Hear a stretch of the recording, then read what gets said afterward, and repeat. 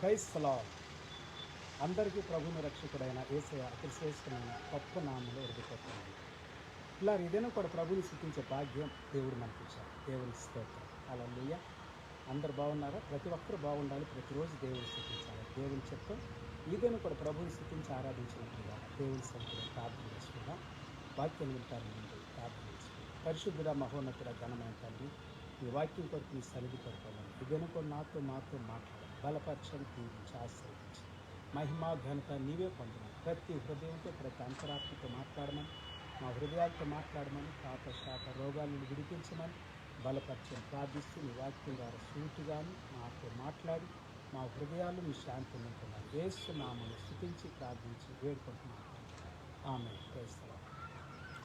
Okay పిల్లరా, ఈ దినం కూడా దేవుని వాక్యంలో నుండి లూకా సువార్త 10వ అధ్యాయము 1 నుండి 10 వరకు చదువుకుందాం.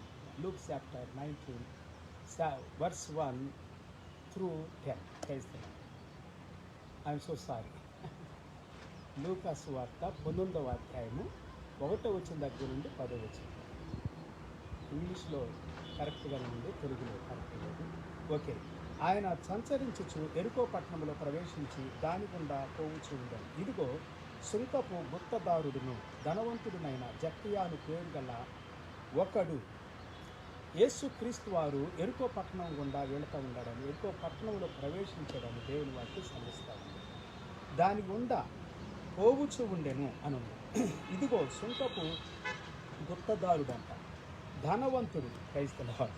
ఇతడు ఉద్యోగస్తుడు, ధనవంతుడైన జక్కయ్య అను పేరు గల ఒకడు యేసు ఎవరో అని చూడబోరని గాని పొట్టివాడైనందున జనులు గుంపుగూడి ఉండుట వలన చూడలేకపోయాను.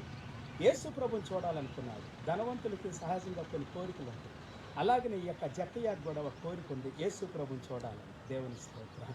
మీ కోరిక ఏంటో నాకు తెలియదు, కానీ జక్కయ్య కోరిక మాత్రం చాలా మంచిది. జక్కయ్య కోరిక యేసు ప్రభుని చూడాలని, యేసు ప్రభుని చూడాలని తను అనుకున్నాడు. ఎప్పుడైతే అనుకున్నాడో, నిర్ణయించుకున్నాడో, అతడు చూడటానికి సమయాన్ని ఇచ్చాడు. Praise the Lord. అయితే బైబిల్ సెలవిస్తూ ఉంది 4వ వచనం. అప్పుడు యేసు ఆ త్రోవను రానై ఉండెను గనుక అతడు ముందుగా పరుగెత్తి ఆయనను చూచుటకు ఒక మేడి చెట్టు ఎక్కెను.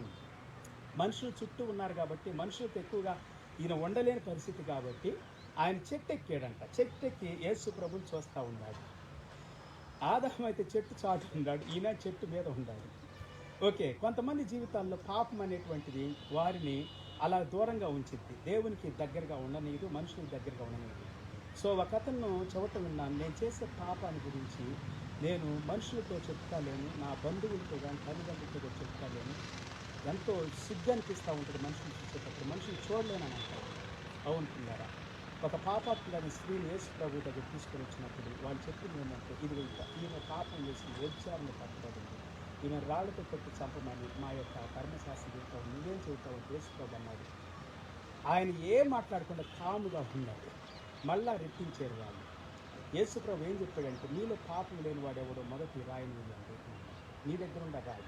క్రైస్తవ ఆయన ఏదో రాస్తూ ఉన్నాడని కూడా దేవుని వారికి సెలవిస్తాడు. వారి పాపాలన్నీ కూడా వారు గ్రహించినటువంటి వారే అందరు చిన్నపిల్లల దగ్గర నుండి వృద్ధుల వరకు వాళ్ళు అక్కడ పడేసిపోయారు.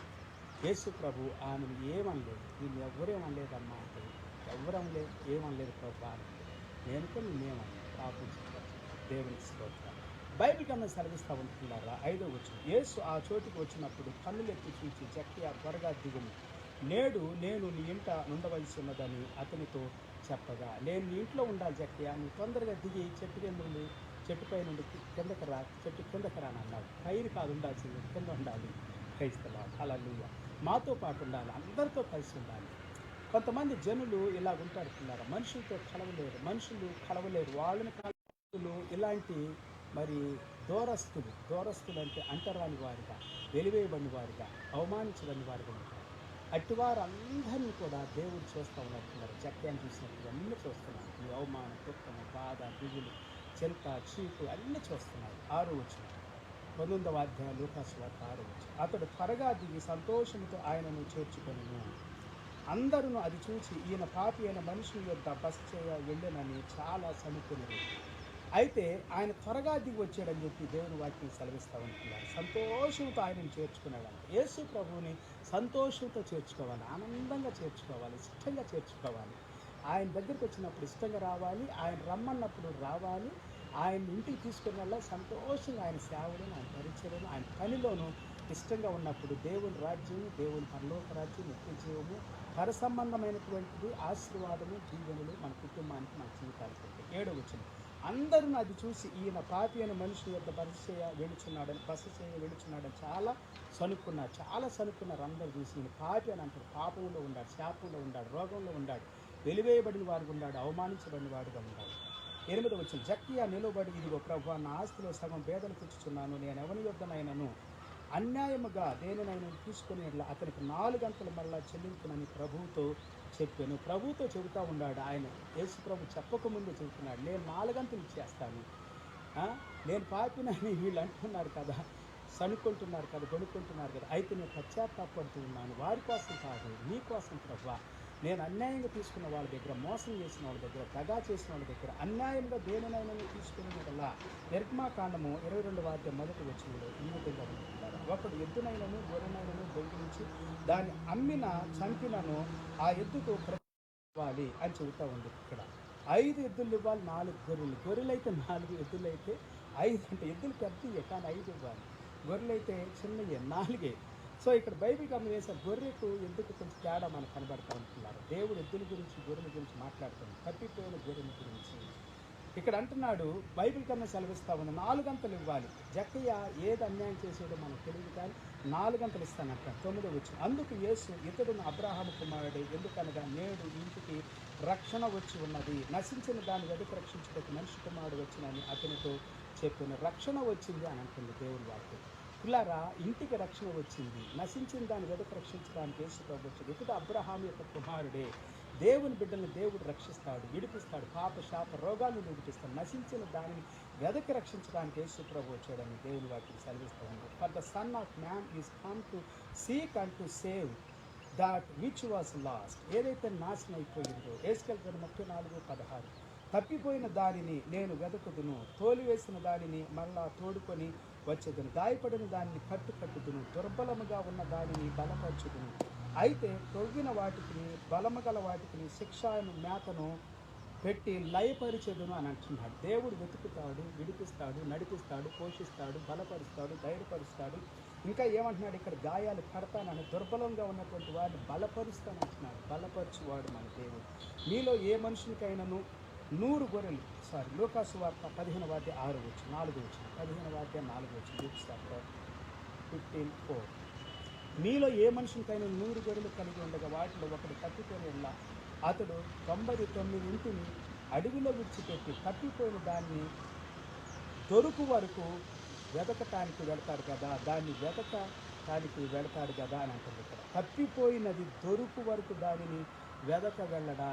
క్రైస్తవ, దేవుడు వెతకటానికి వచ్చాడు, దేవుడు వెతుకుతున్నాడు, దేవుడు కనుగొంటున్నాడు, దేవుడు చూస్తూ ఉన్నాడు. యేసుకెల్ 34:11 కూడా సెలవిస్తూ ఉంది. ప్రభువైన యెహోవా సెలవిచ్చినదేమని, ఇదిగో నేనే నా గొర్రెలను వెతికి వాటిని కనుగొంటూ నేనే కనుగొంటా, నేనే వెతుకుతాను.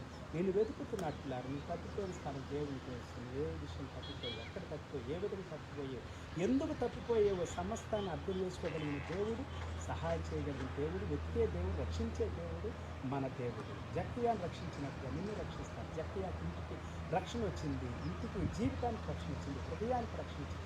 ఈ దినం మీ ఇంటికి, మీ హృదయానికి, మీ జీవితానికి రక్షణ సమృద్ధిగా కలుగులుగా ప్రార్థన చేసుకున్నాం. పరిశుద్ధుడ, మహాగణుడ, మహోన్నత, విన్న ప్రతి మాటను బట్టి వందనాలు. ఈ సన్నిధిలో మేము బలపడినట్లుగా దీవించని కృపచూపని ప్రార్థించి, నశించిన ప్రతి బిడ్డను దీవించి, పాప శాప రోగాల్లో ఉన్న ప్రతి బిడ్డ దీవించబడుగాక, ఆశీర్వదించబడుగాక, బలపరచబడుగాక.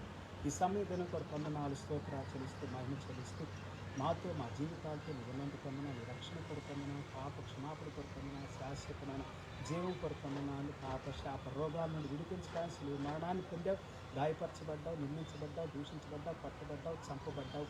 నాయన సిలువ వేయబడి చంపబడ్డావు, రక్తం కారంతగా సిలువలో ప్రభువా తండ్రి మా కొరకు ప్రాణాన్ని పెట్టేస్తూ నీకే మహిమ, ఘనత, ప్రభావాలు చెల్లిస్తుంది. రక్తం ద్వారా పాపను విడిపించమని, రక్షించమని, ప్రజలు ఎంతమంది ఎత్తకొస్తున్న వారందరికీ రక్షణ దయచేసి దీవించి యేసు నామమున స్తుతించి ప్రార్థించి వేడుకొంచున్నాను తండ్రి. ఆమె క్రైస్తవ అందరూ ప్రభుపేట హృదయపూర్వక వందనాలు. మళ్ళీ 3% ప్రభు కృప మనకే మన కుటుంబాలు సమృద్ధిగా తోడై నడిపించిన ప్రత్యేక దేవుని దీవెనల ఆశీర్వాదాలు మీకు మీ కుటుంబాన్ని సమృద్ధిగా ఉండదు.